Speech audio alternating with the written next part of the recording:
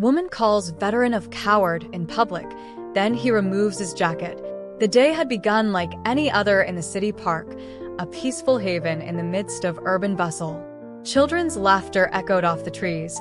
Joggers pounded the dirt paths in rhythmic strides, and the air was filled with the lazy hum of conversations, occasional barking dogs, and the soft chirps of birds.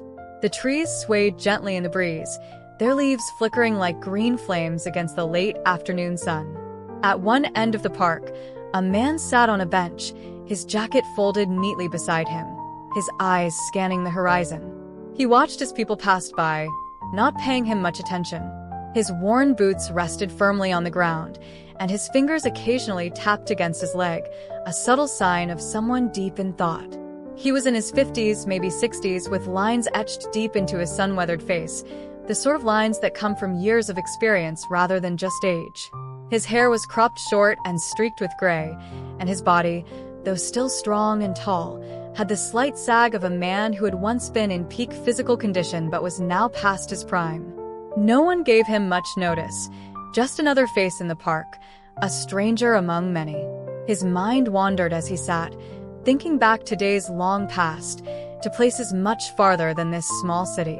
He often found comfort in the park's quiet moments, a place where he could just be without the constant reminder of everything he had seen and done. But today, that peace was about to be shattered. From the other side of the park, a woman walked briskly toward him. She had been pacing for a few minutes, working up the nerve for what she was about to do. She had noticed the man when she entered the park, and something about him had set off a spark of irritation. He didn't look like he belonged here, she thought. His boots were heavy and scuffed, unlike the bright sneakers worn by joggers. His jeans were worn and slightly faded, unlike the pressed khakis and jeans of other park-goers. His whole demeanor, quiet and introspective, bothered her. It wasn't the sort of behavior she was used to, not in this park where families picnicked and children played. The woman wasn't the kind of person who usually confronted strangers, but she had reached her limit. There was something about the way this man sat there, so still and silent, that filled her with a sudden surge of anger. Maybe it was the calmness in his eyes, as though he were above it all, or perhaps it was the tension in her own life that she hadn't been able to shake. Whatever the reason, she found herself walking toward him, her anger boiling just beneath the surface. She stopped a few feet from his bench, crossing her arms tightly over her chest. Her voice cut through the air like a whip. "What are you doing here?" The man looked up slowly, his expression calm but confused. He blinked, as though unsure if she was talking to him. "Excuse me?" he asked, his voice quiet and steady. The woman stepped closer, her tone growing more accusatory. "I said, what are you doing here? Sitting around while everyone else is working, being productive. People like you just sit back and do nothing while others do the hard work." The man stared at her for a moment, his brows knitting together slightly as he tried to understand the source of her anger. He hadn't said or done anything to provoke her, yet here she was, standing over him, practically vibrating with rage. "I'm just sitting," he said slowly, his voice still calm. "Is that a problem?" "It is," she snapped. "People like you think you can just sit around while the rest of us take care of things. You're lazy. You're a coward."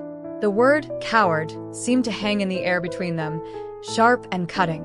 The man flinched slightly, a flicker of something passing across his face. Anger, pain, or maybe something deeper, but it was gone almost as quickly as it had appeared. His jaw tightened, but he didn't respond right away. He simply looked at her, as if considering her words carefully before he spoke again. "I don't know what you're talking about," he said quietly, his tone measured. "But I'm not bothering anyone. I'm just here." The woman's face flushed with anger. She wasn't used to people talking back to her, especially not with such calmness. It made her feel small, and that only made her angrier. "You think you're better than everyone else, don't you?" she spat. "Sitting here like you don't have a care in the world. I bet you've never lifted a finger for anyone but yourself. You just sit around and let other people do the hard work while you hide behind your excuses." The man stood up slowly, towering over her now.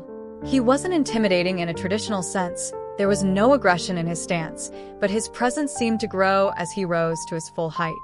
He reached for his jacket, which had been draped over the back of the bench, and as he lifted it, he paused for a moment, looking down at the fabric in his hands.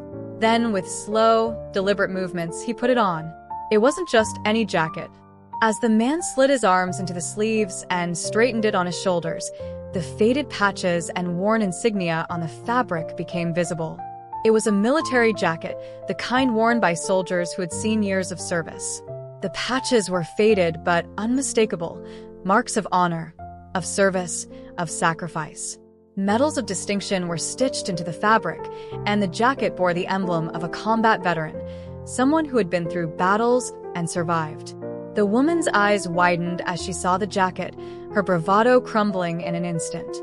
The words "coward," which she had hurled at him so carelessly, now hung between them like a bitter echo. She looked at the jacket, then at his face, her mouth opening and closing as if she wanted to say something but couldn't find the words. The man met her gaze, his eyes steady but filled with a quiet intensity. "I fought for this country," he said softly, his voice carrying a weight that cut through the air like a blade. "I've seen things you can't even imagine. I've lost friends, people I cared about so that people like you could live in peace." Around them, the noise of the park began to fade as people took notice of the scene unfolding. The tension in the air was palpable, and the woman's flushed face was now a mask of shock and shame. She opened her mouth to speak, but no words came out. She glanced around, noticing that others were beginning to watch, and suddenly, she felt small and exposed. The man didn't wait for her to respond. He took a step closer, his voice steady but firm. "You don't know me," he continued. "You don't know what I've been through or what I've done. But I'll tell you this. I don't need your respect. I don't need you to understand.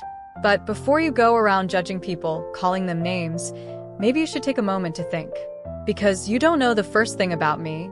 The woman's hands, which had been tightly clenched into fists at her sides, now fell limp. Her face had gone pale, and her mouth worked silently as she tried to process what had just happened. She had come here, full of self-righteous anger, ready to tear this man down, and now she stood exposed, her ignorance laid bare for everyone to see. I didn't know," she stammered, her voice barely above a whisper. The man nodded once, a short, almost imperceptible movement. "No," he said softly. "You didn't." And with that, he turned and began to walk away, his footsteps slow and deliberate, the worn soles of his boots making a soft sound against the gravel path.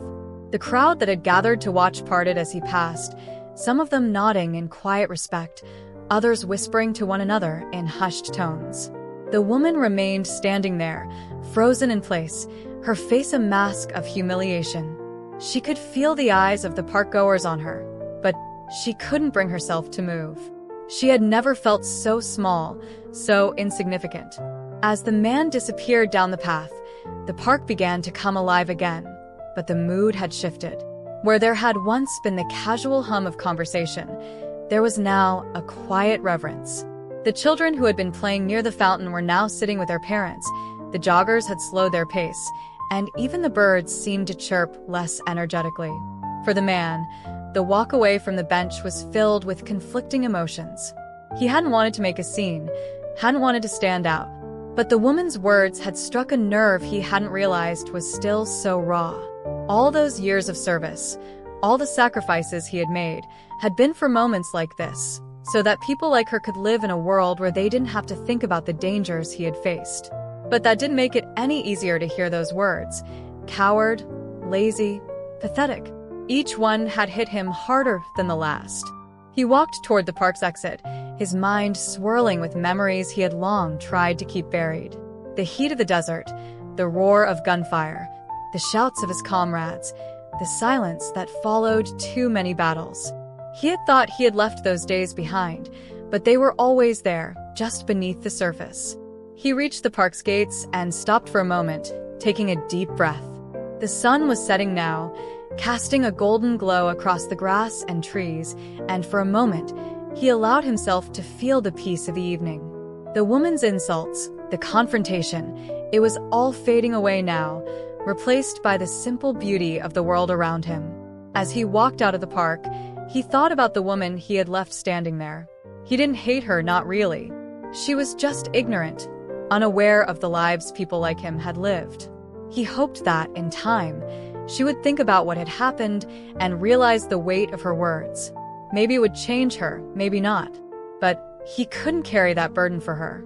The world moved on around him as he left the park, but for those who had witnessed what had happened, the memory of that moment, the veteran standing tall in the face of unjust accusation, would linger long after the sun had set. Disclaimer: this channel does not support or tolerate any form of discrimination, racism, prejudice, or violation of human rights. The stories presented here are original and created by the author with the aim of promoting reflection, awareness, and dialogue. All content is developed with respect for diversity and the dignity of all people.